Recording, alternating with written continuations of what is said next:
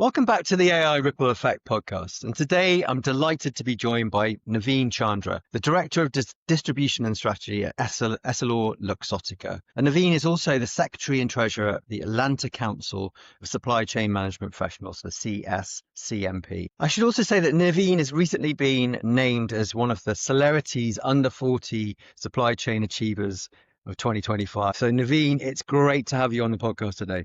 Thank you so much, Johnny. Very delighted to be on this podcast and excited to be speaking with you. And thanks for your kind words on my introduction. You're very welcome.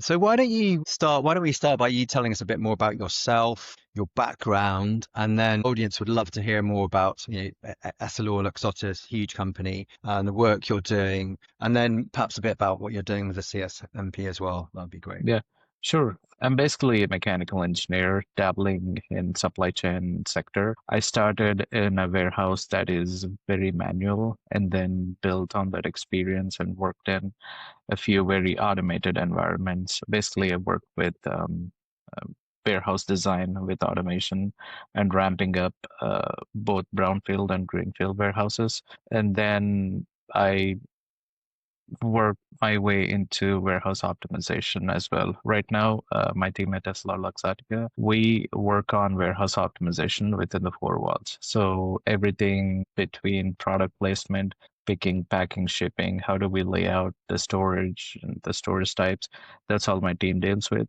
And also when to release the work, how much to release to the floor, and how do we optimize the picking time or travel time and reach the customer expectations.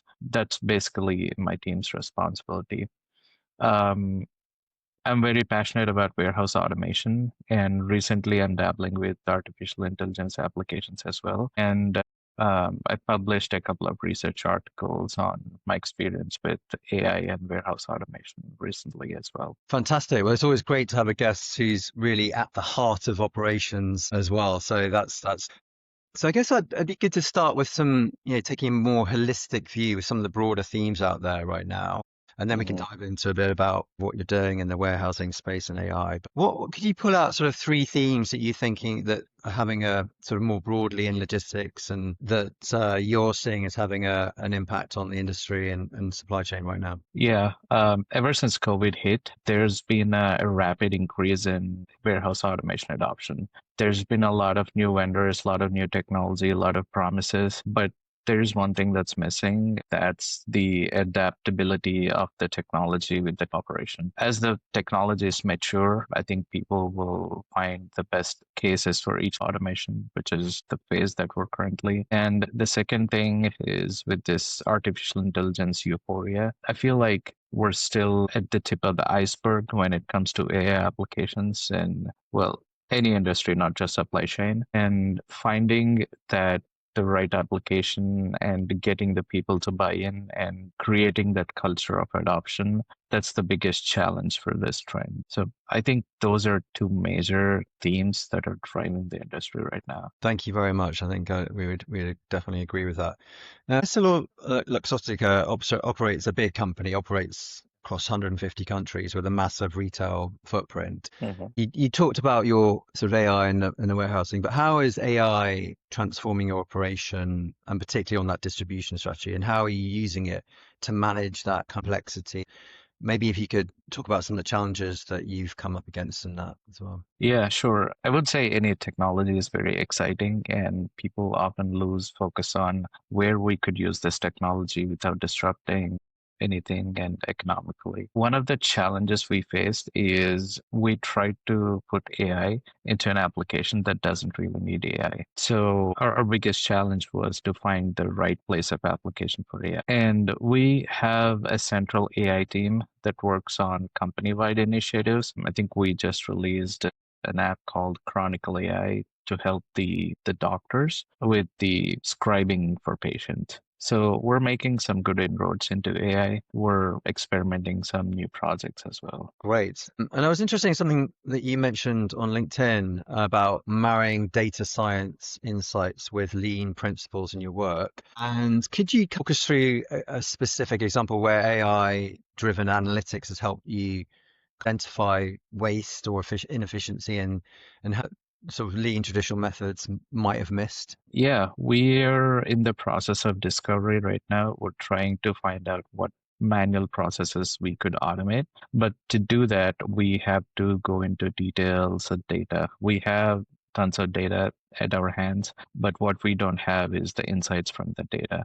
So we're heavily trying to analyze the data with help of Power BI and the AI tools associated with Power BI to find out where exactly we could automate and reduce the decision making on the part of our associates on the floor. Interesting. And sort of looking more broadly with your Atlanta CSCMP hat on, so what are you seeing out there in terms of common AI adoption patterns, and where are the sort of biggest knowledge gaps, would you say? I guess everybody is excited about AI and its use cases, but the area that people are not clear is the actual application. For example, if I'm in supply chain, I see everyday news about AI being the savior, AI being the savior that would eliminate all the inefficiencies, but that's not really the case. And there is a big gap between the excitement of people and the real world applications. And there are some startups and some really good companies helping people bridge that gap.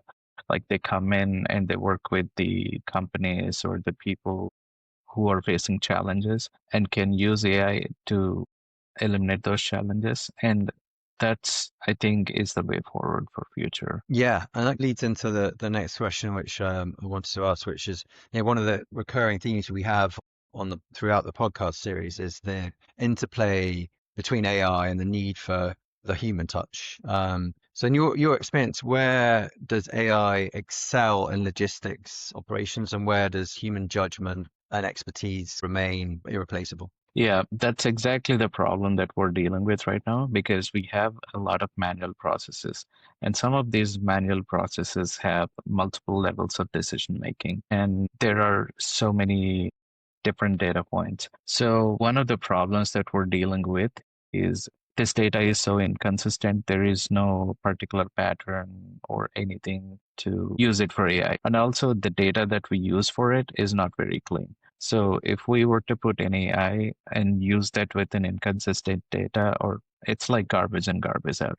So that's the biggest problem, having the clean data and the types of decisions that need to be taken and the channels that the decisions come from. It's very complex to use AI at this point. Maybe in future, it may be easier in that dynamic scenario to use AI, but not really at this point.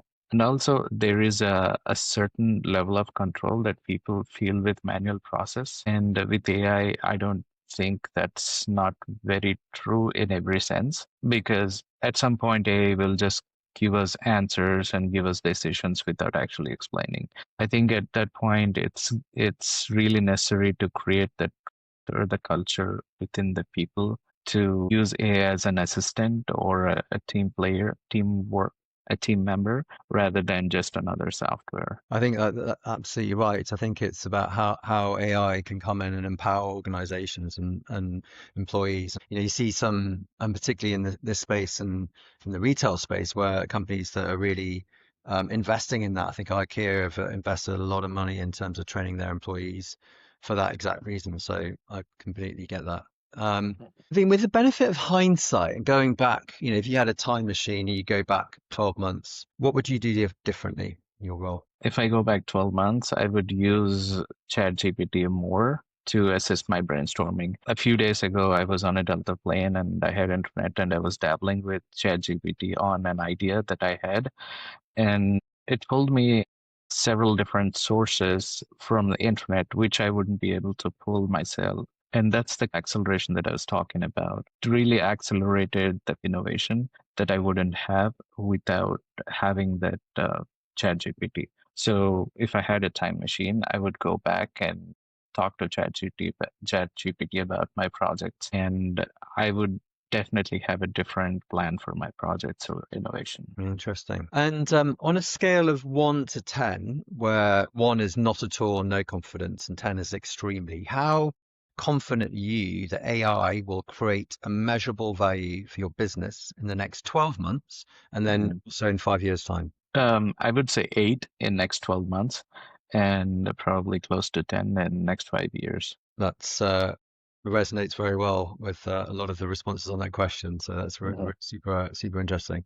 Naveen, many thanks. It's been a fantastic conversation with you. Loads of great insights. We covered a lot of ground in a short period of time, and I'm sure our audience will take out lots from that. So thank you very much. If the folks out there watching want to get in touch with you, where should they go? What's the best way to get in touch? I'm available on LinkedIn. I'm very active.